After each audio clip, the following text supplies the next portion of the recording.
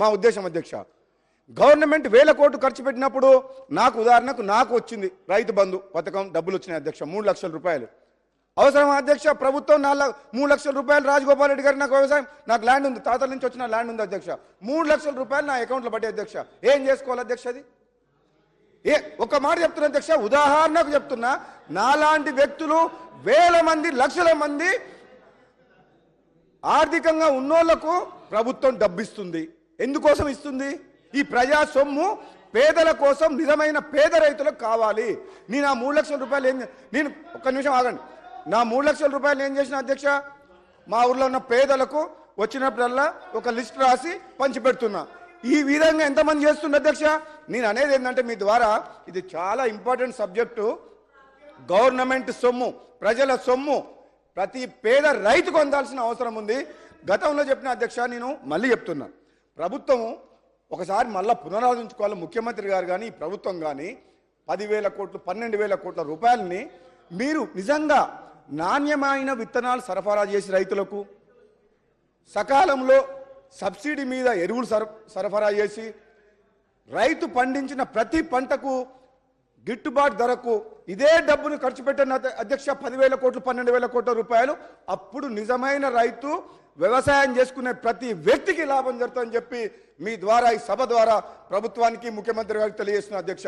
12,000 కోట్ల రూపాయలు ఈ సంవత్సరం ఎంత పెట్టిన బడ్జెట్లో? అన్ని వేల కోట్ల రూపాయల్లో 70% ఆఫ్ ద ల్యాండ్స్ కౌలు రైతులు చేస్తున్నారు అధ్యక్ష. మనలాంటి వాళ్ళకి డబ్బులు వస్తున్నాయి అధ్యక్ష. అది న్యాయం కాదు.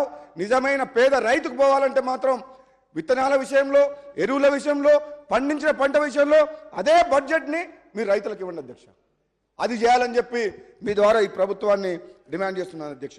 అదేవిధంగా అధ్యక్ష, రెండవ ఇంపార్టెంట్, ఈ ఎక్సైజ్ పాలసీ ఏందో అర్థమైతలేదు. 2014-15లో తెలంగాణ రాష్ట్రం ఏర్పడినప్పుడు మన ఎక్సైజ్ మీద ఆదాయం ఎంత ఉండే? 3,500 కోట్లు మన తెలంగాణ రాష్ట్రం ఆదాయం. ఈరోజు 2021 లాస్ట్ ఇయర్ 18,000 కోట్లు అంట.